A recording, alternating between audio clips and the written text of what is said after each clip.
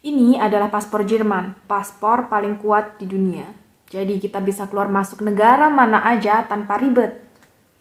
Dan ini adalah paspor Indonesia. Ribet sih kalau kemana-mana.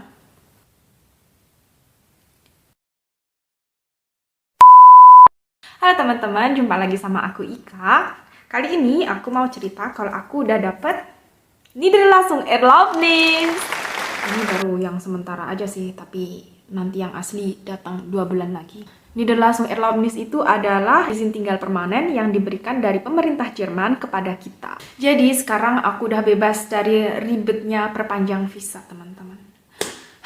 Perpanjang visa itu selalu jadi mimpi buruk buat semua mahasiswa asing karena biasanya ribet banget ngurusnya. Nggak tahu kenapa aku merasa kalau orang imigrasi itu selalu benci banget sama orang luar dan pengennya nyuruh kita keluar aja, diusir, dibalikin ke negara asal. Yang bikin aku nggak ngerti itu pemerintah Jerman berkebijakan untuk menerima pengungsi korban perang banyak banget dan mereka itu dikasih tempat tinggal, uang tunjangan hidup, biaya hidup semuanya dibayarin, asuransi kesehatan, dan pendidikan semuanya free. Dan buat kita itu dipersulit. Emang sih kita bukan korban perang dan kita bisa balik ke Indonesia kapanpun kita mau, tapi kita kesini kan buat kuliah. Kita juga bayar semua pengeluaran kita dengan usaha kita sendiri. Kita nggak minta uang dari mereka. Pemerintah Jerman nggak membiayai kita 1 sen pun. Kenapa mereka berusaha mengusir kita? Aku juga nggak tahu. Aku pernah dulu bolak-balik ke kantor imigrasi 3 kali cuma buat perpanjang visa. Katanya kurang ini, kurang itu. Emang sih kurang. Jadi pada waktu itu mereka mengharuskan kalau di rekeningku ada uang jaminan sebesar 8.400 euro. Padahal uang segitu aku nggak punya ya.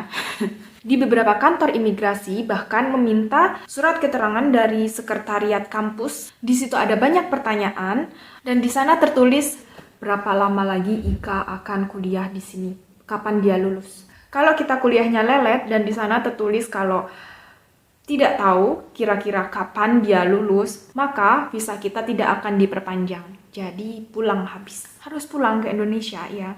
Tapi kita ya nggak boleh bilang kalau mereka benci sama orang luar. Mereka cuma mematuhi peraturan yang berlaku dan mereka ada standarnya sendiri. Setelah bertahun-tahun menghadapi cobaan ini, akhirnya aku dapat ini dia, Niederlassung Erlaubnis. Agar orang asing dapat resident permit ini, ada beberapa syarat yang harus kita penuhi. Yang pertama, kalau kita bekerja, tinggal dan menetap di Jerman selama 5 tahun. 2, kalau orang asing menikah dengan orang Jerman selama 3 tahun, nggak cerai, maka kita bisa mendapatkan Niederlassung Erlaubnis ini. Dan 3, kalau kita kuliah di Jerman, lulus, dan sudah bekerja selama 2 tahun, dan membayar tunjangan hari tua selama 24 bulan, maka kita dapat izin tinggal permanen ini. Terus syaratnya apa aja sih biar bisa dapat resident permit ini?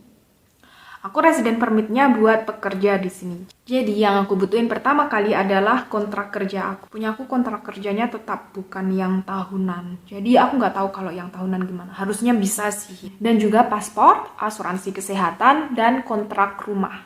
Harus punya tempat tinggal di Jerman.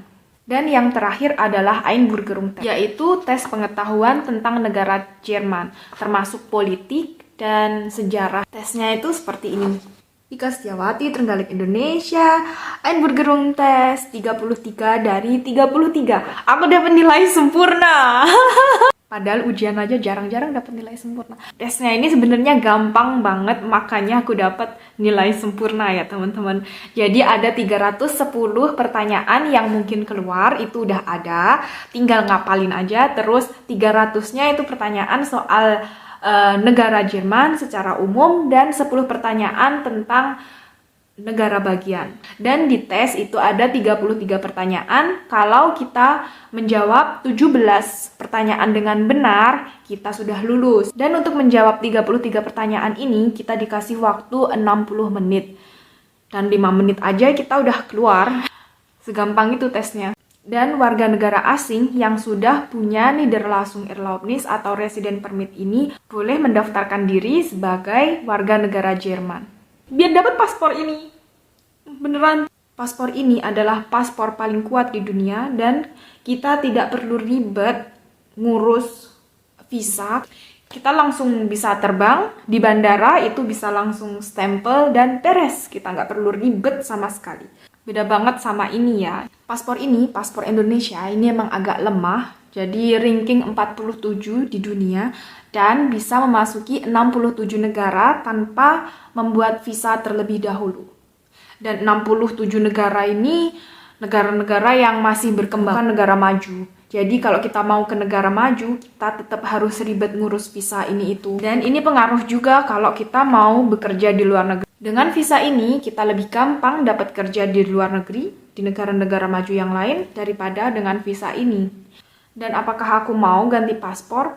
Pengen sih kemana aja, bebas gitu, pakai ini. Tapi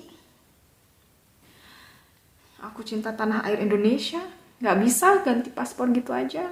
Oke teman-teman, sekian video kita kali ini. Sampai jumpa di video selanjutnya dan cheers!